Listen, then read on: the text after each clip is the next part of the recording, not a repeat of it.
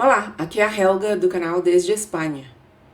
No último dia 17 de julho, houve um evento em Veneza, Itália, do qual participou Monsenhor Viganò através de uma intervenção que foi um discurso de abertura. Em seu blog, Aldo Maria Vale deu notícia desse evento e desse discurso. Intitulou Monsenhor Viganò, diante da apostasia da fé, tomemos a armadura de Deus. E fez a seguinte introdução. Caros amigos de Duque in Altum, esta manhã foi realizada em Veneza a reunião na hora da boa batalha para sair da hipnose e fazer renascer o homem novo, o homem espiritual que tem fome e sede de verdade. O evento foi aberto por uma reflexão de Monsenhor Carlo Maria Viganò, e aqui está o texto. Eu, Helga, fiz a tradução, como costumo fazer, e passo a ler aquele discurso de abertura de Monsenhor Viganò. Monsenhor Viganò deu o seguinte título à sua intervenção: Etiam si omnes ego non. Etiam si omnes ego non é uma frase em latim frequentemente usada como lema, que se traduz aproximadamente como mesmo que todos os outros, não eu. É o lema da família de Clément Tonnerre, o título de um poema de Ernest Myers e a inscrição na lápide do filósofo italiano Giuseppe Renzi. Monsenhor Viganò, como sempre digo, deixa um epígrafe em cada uma de suas intervenções. E esta vez é a seguinte: Mateus 26, 33. Vamos então à leitura propriamente dita da intervenção de Monsenhor Viganò naquele evento.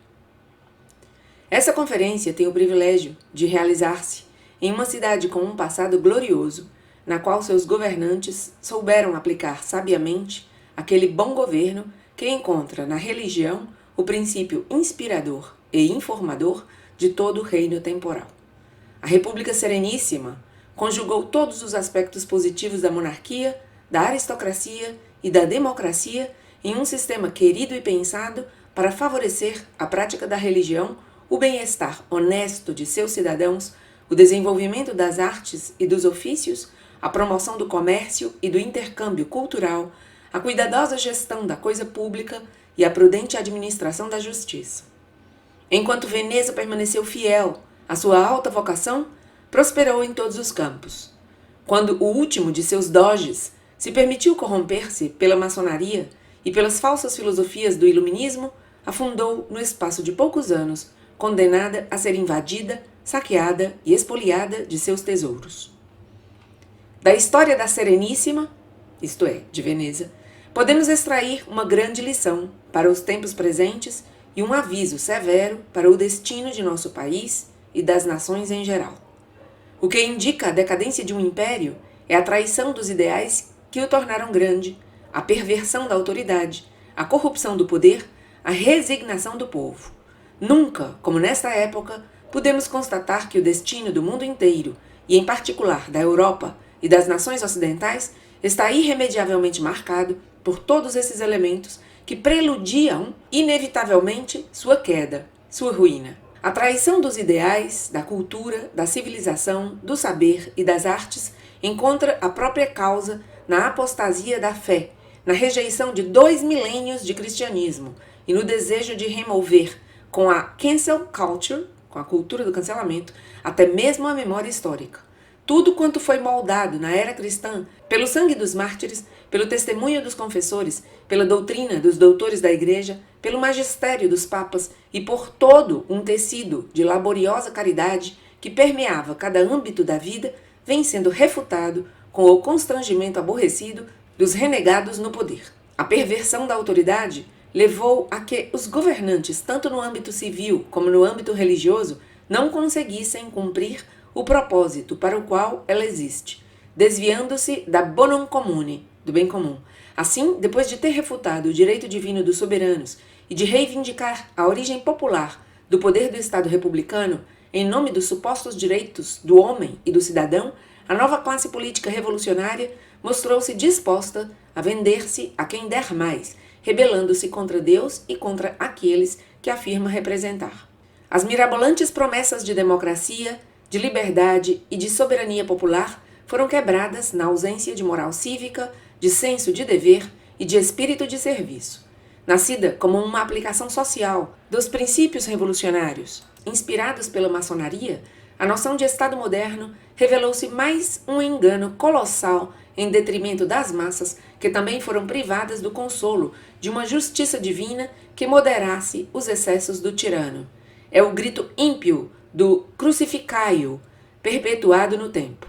Depois de 200 anos, entendemos como aquela fraude foi projetada para fazer as massas acreditarem poder determinar, com base em uma simples maioria numérica, o que é bom e o que é mal, independentemente da lei natural e dos mandamentos, dos quais o Senhor é o sábio autor. Esta ímpia Torre de Babel mostra o colapso de suas fundações no exato momento em que parece mais poderosa e destrutiva. E isto é para nós um motivo de esperança. Desmorona-se o ídolo da igualdade, blasfema a negação da individualidade e da singularidade de cada homem, em nome de um nivelamento por baixo, no qual a diferença é considerada com suspeita, a autonomia de julgamento é estigmatizada como antissocial, os dons intelectuais são uma culpa, a excelência profissional um perigo e o senso do dever um odioso obstáculo. Neste cárcere cinzento, sem barras tangíveis, se reconhece a liberdade de expressão apenas ao pecado, ao vício, ao crime, à ignorância e à fealdade. Porque o que é único em cada homem, o que o torna especial, o que o eleva acima da massa informe, é uma demonstração intolerável da onipotência de Deus, da infinita sabedoria de sua criação, do poder de sua graça, da beleza inigualável de sua obra. Também se desmorona o mito da falsa ciência, rebelde como seu inspirador da harmonia do cosmos divino.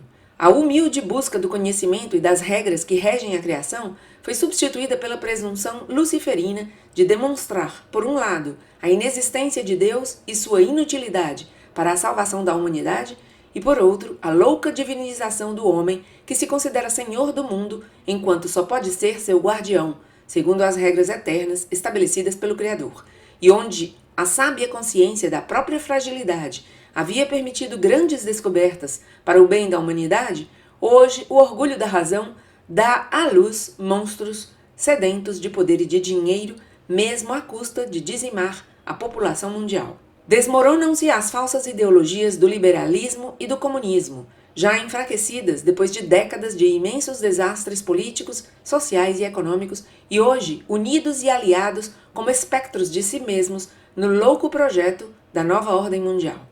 As palavras proféticas dos papas sobre essas pragas das nações são confirmadas pela constatação de que ambos eram lados da mesma moeda, uma moeda de desigualdade sob a aparência de equidade, de empobrecimento dos povos, sob a espécie da justa distribuição da riqueza, de enriquecimento dos poucos, com a promessa de maiores oportunidades para os muitos. Desmoronam-se os partidos políticos e a suposta oposição entre direita e esquerda, filhas da revolução e ambas instrumentais para o exercício do poder.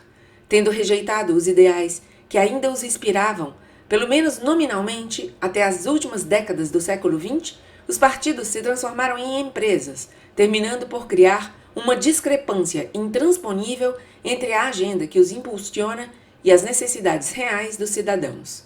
Na ausência de princípios inspiradores e valores não negociáveis, esses partidos se voltaram para seus novos senhores, para quem os financiam, para quem decide seus candidatos e orientam suas ações, impondo suas escolhas. E se a retórica atribuída ao povo soberano, o poder de nomear aqueles que os representassem nos parlamentos e reconhecia o voto como a expressão máxima da democracia, hoje aqueles que governam olham com desconfiança e aborrecimento justamente os que, com o voto, gostariam de expulsar e caçar. Desmorona-se a ilusão de que pode haver justiça onde as leis dos estados não são inspiradas no bem comum, mas na manutenção de um poder corrupto e na dissolução do corpo social. E onde a lei de Deus é banida dos tribunais, prevalece a injustiça, a honestidade é punida, o crime e o delito são recompensados. Onde a justiça não é administrada em nome de Deus, os magistrados podem legislar contra o bem, fazendo-se inimigos daqueles que devem proteger e cúmplices daqueles que devem condenar. Desmorona-se o engano da liberdade de informação, mostrando a desoladora multidão de servos e cortesãos dispostos a silenciar a verdade, a censurar a realidade, a subverter os critérios de julgamento objetivo em nome do interesse partidário, do desejo de enriquecer, da emoção de uma visibilidade efêmera. Mas se o jornalista, o editor, o ensaísta não tem mais um princípio imutável que os inspire, que encontre no Deus vivo e verdadeiro o parâmetro infalível para entender e interpretar o que é transitório, a liberdade se torna licença, a subserviência ao poder se torna a regra e a mentira, norma universal. Desmorona um mundo inteiro de falsidades, de enganos, de desonestidade, de horrores e de fealdade que há mais de 2 séculos nos impõe como modelo tudo o que é anti-humano, antidivino e anticrístico. É o reino do anticristo, onde o transhumanismo desafia o céu e a natureza no eterno grito do inimigo, non serviam. Mas o que hoje vemos realizar-se sob os nossos olhos constitui a essência de um projeto louco e infernal, ontologicamente destinado ao fracasso. E não é apenas uma decadência, como aconteceu no curso da história, com tantos impérios agora enterrados sob as cinzas e os escombros do tempo. É o fim de uma época que se rebelou contra o primeiro princípio do universo, contra a natureza das coisas, contra o objetivo último do homem. Uma era que se rebelou contra Deus, que presumiu poder desautorizá-lo e destroná-lo, que pretendeu e pretende ainda hoje poder blasfemá-lo, poder eliminá-lo, não só do presente e do futuro, mas também do passado. Uma época moldada pelos servos do inimigo de Deus e do gênero humano, pelas seitas maçônicas, pelos lobbies do poder escravizados ao mal. Você pode pensar que esta é uma visão decididamente apocalíptica do presente e do que nos espera. Uma visão dos últimos tempos, na qual os poucos restantes fiéis do bem serão banidos, perseguidos e mortos, assim como Nosso Senhor e as inúmeras hostes de mártires no início da era cristã. Diante dessa loucura, as respostas das ideologias humanas não são suficientes, assim como um olhar desprovido de transcendência não é suficiente. O epíteto apocalíptico, que é dirigido a nós por aqueles que deveriam saber o quão redutor e muitas vezes ilusório é atribuir o rótulo de negacionista ou de teóricos da conspiração, denuncia precisamente uma visão terrena na qual a redenção representa uma opção entre muitas, junto com o marxismo ou outras filosofias. Mas o que devo pregar como bispo, se não Jesus Cristo e Jesus Cristo crucificado? 1 Coríntios 2:2. Mas minhas palavras nesta ocasião não querem ser palavras de desespero, nem querem infundir medo no futuro que parece preparar-se para nós. É verdade, este mundo rebelde escravizado ao demônio, especialmente enquanto o governam com o poder e o dinheiro, está travando uma guerra contra nós e se prepara para uma batalha feroz e impiedosa, enquanto pretende reunir em torno de si o maior número possível de aliados, mesmo entre aqueles que preferem não combater por covardia ou por interesse. A cada um destes promete uma recompensa, garante um prêmio que reembolsa sua servidão à causa ou, pelo menos, sua abstenção de combater na frente oposta. As promessas de sucesso, de riqueza e de poder que sempre atraíram e corromperam muitos ao longo da história. Há sempre 30 moedas prontas para o traidor. E o que é mais significativo é que enquanto o inimigo declara abertamente sua hostilidade, aqueles que deveriam ser os nossos aliados e até mesmo os nossos generais se obstinam em ignorá-la, em negá-la, em depor suas armas diante da ameaça iminente. Em nome de um pacifismo imprudente, eles prejudicam a verdadeira paz, que é a tranquilidade da ordem, e não a rendição vil e pusilânime àqueles que querem nos destruir. Nisto, como disse antes, consiste a verdadeira perversão da autoridade, não cumprir o propósito para o qual existe, com a cumplicidade dos moderados, dos mornos, que Nosso Senhor vomitará de sua boca. Permitam-me exortá-los a não desistir e a não se deixarem seduzir por aqueles que, movidos pelo desejo de não ver comprometido seu papel de supostos mediadores na perpetuação de um sistema corrupto e corruptor, insistem em não querer reconhecer a gravidade da situação atual e deslegitimam aqueles que a denunciam como teóricos da conspiração. Se existe uma concreta ameaça à salvação dos indivíduos e do gênero humano, se existe uma mente por trás deste projeto articulado e organizado, se a ação daqueles que o põem em prática visa claramente a finalidade de realizar o mal, A razão e a fé nos incitam a descobrir os autores, a denunciar os objetivos e a impedir a execução. Pois se, diante de tal ameaça, permanecêssemos inertes e até mesmo nos empenhássemos em negá-la, tornar-nos-íamos cúmplices e cooperadores do mal, e descumpriríamos nosso dever de verdade e caridade para com nossos irmãos. Mas se é verdade que há inquestionavelmente esta ameaça que paira sobre os bons, os honestos, as pessoas que ainda permanecem fiéis a nosso Senhor, também é verdade que esta ameaça, por sua própria natureza, está destinada à mais flagrante e devastadora derrota, porque não põe em questão apenas os homens, mas o próprio Deus, toda a corte celestial, as hostes de anjos e santos e toda a criação. Sim, até mesmo a natureza, obra admirável de Deus, se rebela contra essa violência. E entre a vitória final do bem, que é certa, e esse presente de escuridão, estamos nós, com nossas escolhas, que permitirão a Deus contar os seus. Não pensemos que, neste conflito epocal, apenas devemos nos organizar por meios humanos. Não nos convençamos de que o impressionante poder do nosso inimigo é razão suficiente para nos deixar derrotar e aniquilar. Caros irmãos e irmãs, não estamos sozinhos.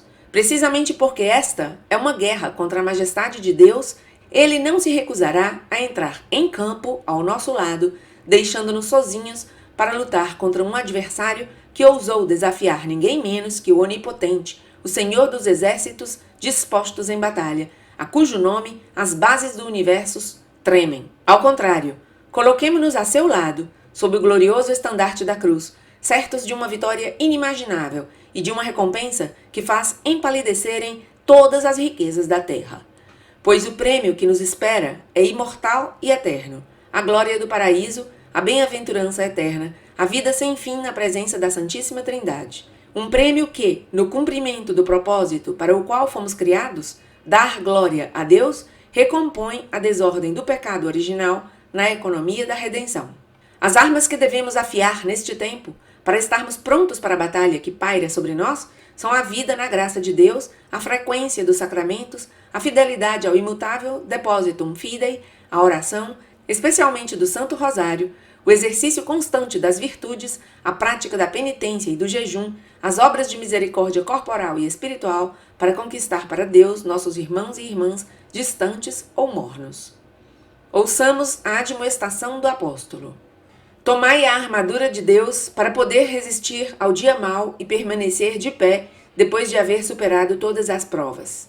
Ficai bem firmes, cingindo a cintura com a verdade, vestidos com a couraça da justiça e os pés calçados com zelo para anunciar o evangelho da paz. Tende sempre na mão o escudo da fé, com o qual podereis apagar todos os dardos inflamados do maligno. Tomai também o capacete da salvação e a espada do Espírito, isto é, a palavra de Deus. Carta de São Paulo aos Efésios 6, 13 e 17. Essas palavras que São Paulo dirigiu aos fiéis da cidade de Éfeso são também e sobretudo válidas para nós, neste tempo em que devemos entender que nossa batalha não é contra homens de carne e sangue, mas contra principados e potestades, contra os príncipes deste mundo de trevas, contra os espíritos do mal que habitam nas regiões celestiais. Efésios 6, 12. Os organizadores deste evento em Veneza quiseram que este fosse um momento de reflexão e um ato fundador de um movimento de renascimento espiritual e social. Um chamado espiritual às armas, por assim dizer, no qual poderemos contar um com o outro e nos conhecer.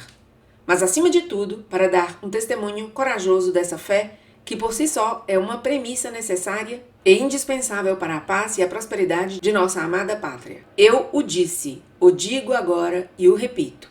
Pax Christi in Regno Christi. Assim como, ao celebrar a vitória de Lepanto sobre o turco, o Senado veneziano prestou homenagem pública à Virgem Rainha das Vitórias, a quem reconheceu o mérito pela derrota do inimigo da cristandade, assim, hoje, devemos ter a coragem de redescobrir no Evangelho de Cristo e na fidelidade a seus mandamentos o elemento fundador de toda a ação, pessoal e coletiva, social e eclesial, que deseja aspirar ao sucesso e ser abençoada por Deus. As ruínas da sociedade anti-humana e anticrística que mancharam os últimos séculos da história são uma admoestação severa para aqueles que se iludem ao construir uma casa sem colocá-la sob a proteção do Senhor. Se o Senhor não edificar a casa, em vão trabalham os que a constroem. Se o Senhor não guardar a cidade, debalde vigiam as sentinelas. Salmos 126, 1. Esta casa, esta cidade, só poderá renascer e ressurgir se reinar aquele divino rei e aquela rainha onipotente pela graça, que foram os verdadeiros soberanos da gloriosa República de Veneza, diante dos quais os doges e os magistrados são retratados ajoelhados em devoto testemunho da ordem religiosa e social cristã. Que essa sua consciência seja a força motriz por trás de toda a vossa e nossa futura ação. A todos vocês e a todos aqueles que se reúnam sob a insígnia de Cristo e da Virgem, concedo de todo o coração minha bênção paterna. In nomine Patris et Filii et Spiritus Sancti. Amém. Assinado Carlo Maria Viganò, arcebispo, em 16 de julho de 2021. Comemoração da Beata Virgem Maria de Monte Carmelo.